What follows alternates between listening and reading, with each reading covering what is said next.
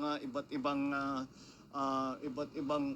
yung linipat ang dinaanan ng tubig kaya naging mas grabe. Isa pang bagay, yung nagsiltation talaga ng husto. Kaya kung titignan ninyo, napakababaw na nitong ilog na ito.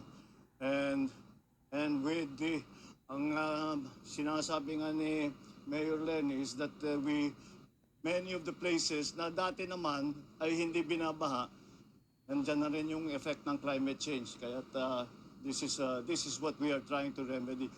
Malaking trabaho ito.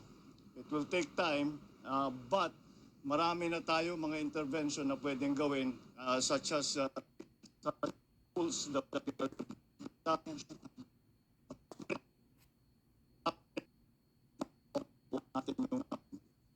yung pagbaba ng tubig. Dahil nga this until we have the more long-term solutions that hopefully on the road, if we design everything properly, hindi na natin kailangan paulit-ulit ng binabalik-balikan. Okay? All right. Mr. President,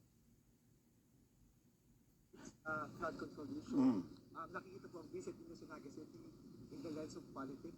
So you open to forging alliance with Naga City? Alam mo, hindi sa no?